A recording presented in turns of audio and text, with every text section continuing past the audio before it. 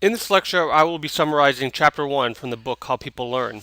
Although published 14 years ago, the material in this book continues to influence educators and educational researchers. I have read certain sections of this book several times and it has been influential in my teaching. Note: material presented in this and future weeks on learning and learning theory is not meant to be an exhaustive endeavor, but rather representative with an eye towards classroom applications. I'm not an expert in learning theory or educational psychology, and the knowledge I have gained through reading in subject areas has had a strong application to my teaching. Chapter 1 in How People Learn provides a brief summary of the history of learning theory, a synthesis on historical and ongoing research in learning, and finally, application for learners and classrooms in terms of translation to practice. In my opinion, one of the most important sections of this work is highlighted in the beginning of the chapter, where Herbert Simon, a Nobel Laureate and immensely prolific thinker and scientist, is quoted as saying that the idea of knowing has shifted from remembering and repeating to finding and using. And along with this idea is a changing focus in teaching goals towards development of tools and strategies that provide students these habits, skills, and thinking skills. And since publication of How People Learn, this idea has been borne out in spades considering the widespread use of mobile devices. So this is a real challenge for teachers, and one that requires a close look at teaching practices at all educational levels, both vertically in the K through 16 spectrum and horizontally from the classroom to the discipline level to school district and onward. As outlined in this chapter, the story of learning continues to grow with input from a wide variety of disciplines, including cognitive psychology, which has outlined the nature of competence performance and principles of knowledge organization. Another way to look at these parameters is related to the expert versus novice behaviors. Studies on experts show that their highly competent performance is, in part, based on how they organize and access knowledge. Development psychology has highlighted the fact that young children have a much greater understanding of the natural world and are capable of quite abstract thinking. This is in contrast to previous ideas or theories that held that young children were only capable of concrete, here and now tasks and learning. This new view of children's capacity has implications for classroom teaching. Studies on learning transfer, on how learning is transferred, have also informed learning theories, specifically how to translate knowledge and skills to novel settings. The importance of social and cultural contexts on learning have been investigated by social and cognitive psychologists as well as anthropologists. These studies have showed that learning is very much mediated by social and cultural events within a student's life and classroom career. Neuroscience, including physiological studies in the brain using magnetic resonance technologies, have brought to the forefront that learning and environment impacts brain structure. Part of this work has highlighted the now commonly accepted theory of neuroplasticity, where there is evidence that the brain and neurological structures can be modified throughout a person's lifespan, although at slower rates and with more difficulty with increasing age. These ideas have important implications for addressing the commonly held notion that brain modification starts at a young age, and the idea that intelligence is fixed rather than a growth phenomena. The impact of wisdom of practice of classroom teachers and the importance of classroom environments have also been highlighted as important in learning. Expert teachers are an untapped resource in terms of learning more about learning. Clearly, a challenge is to find avenues to tap this classroom wisdom to inform ideas about learning. And finally, technology has a huge impact on learning, not only what should be taught, but also how it should be taught. This component addresses important questions about the levels of technology expertise for teachers and when technology is a hindrance versus an assistance to student learning. These questions have huge implications in terms of teacher preparation, curriculum design, standards, and financial expenditures in school. So this summarizes the part of the chapter that highlights the input of different disciplines on learning theory. Chapter 1 in How People Learn is broken into the following sections: learning with understanding, pre-existing knowledge, active learning, implications for education, and an evolving science. These sections are summarized in the following sections on key findings, implications for classroom practice, and designing classroom environments. The remainder of this lecture will focus on these last three items. Key finding 1 outlines the importance of student preconceptions, which are sometimes referred to pejoratively as misconceptions, or more generously in science as prior understandings not aligned with commonly accepted scientific facts, theories, or ideas. 4 important components of this section are the fact that students are not empty slates. They have a set of experiences and ideas about topics which are sometimes naive, substantial, and exploratory that need to be uncovered to facilitate learning. These ideas are also contained in theories of conceptual change that we will explore more later in this course. The second key finding focuses on knowledge competence requirements, namely, what types of experiences breed competency in a field of knowledge.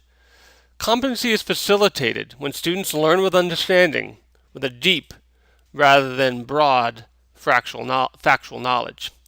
Knowledge competency is also enhanced where information is organized in a conceptual framework, which also provides a better avenue for retrieval, application, and transfer of newly acquired knowledge and skills.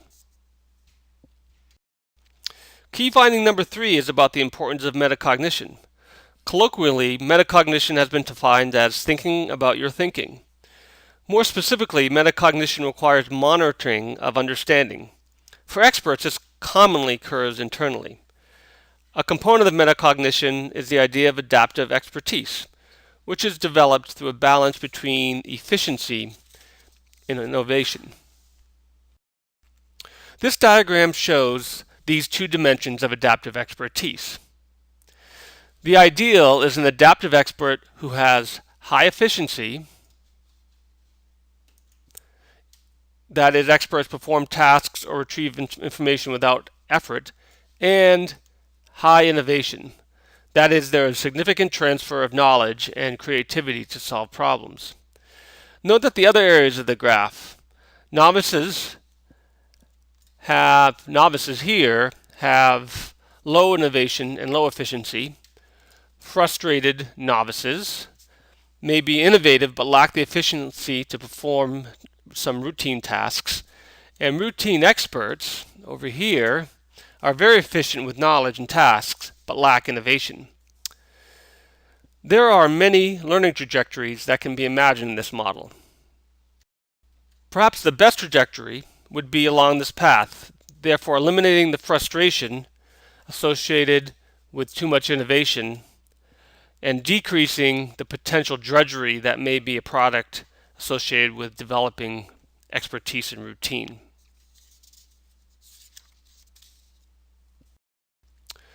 Next, we move to implications for teaching. Note the major points for each finding are shown in the dark orange colors. Note that the major points for each finding are shown in the dark colors. The orange shows the main implications for teaching. For key finding 1, the key teaching implications are around the importance of finding avenues to reveal student thinking by using formative assessments and working with preconceptions that students bring to the classroom. For knowledge competence, teaching should focus on depth versus breadth, and the development and use of assessments that look at deep understanding rather than the simple factual information developed through memorization. And finally, consistent with key finding number 3, metacognition, which is typically an inner dialogue, needs to be taught as an explicit skill. One avenue to develop a more cognitive approach to learning is through reflective discourse or reflective writing, as well as student self-assessment of their work. The final section of Chapter 1 presents a model for designing classroom environments. There are four components to this model: learner-centered, knowledge-centered, assessment-centered, and community-centered.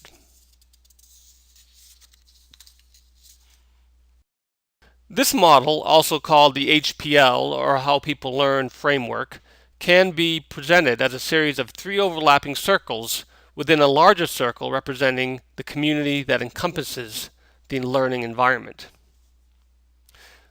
In the next few slides, I'll address each of these aspects of the HPL framework.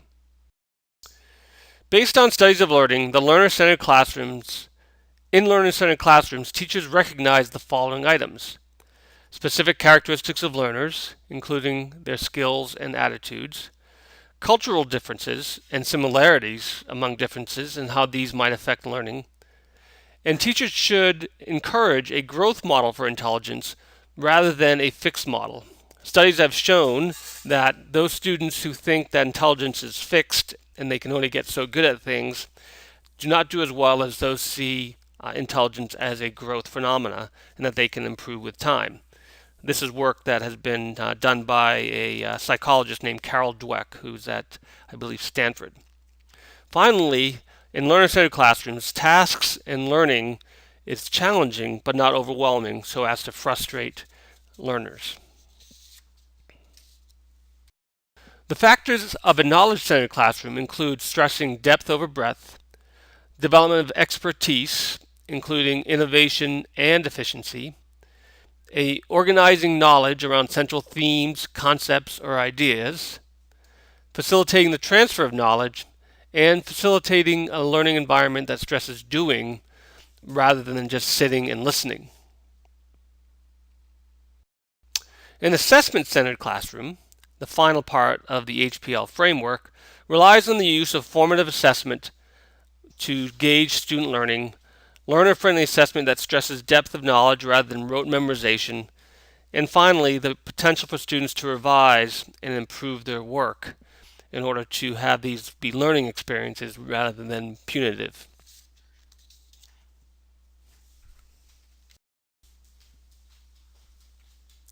These three modalities, learner-centered, assessment-centered, and knowledge-centered, all occur within the sphere of community.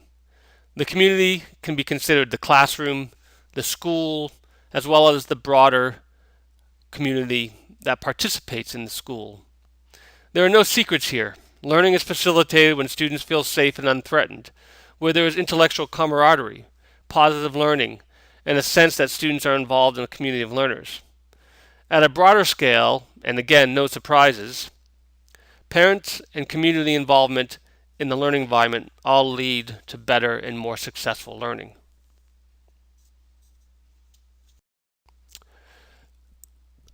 This is the end of the lecture, and I hope this summary guides your reading. The assessment, as it were, for your efforts in this reading and listening to this lecture is to incorporate some of these ideas and practices into your reflection for your work on the model for global temperature variations. This can occur in any steps of the GIDS reflective cycle. Please be clear where you use these ideas from your reading and listening to this lecture in your writing. Thank you, and please let me know if you have any questions. Here's a reference for the one image I took from the internet.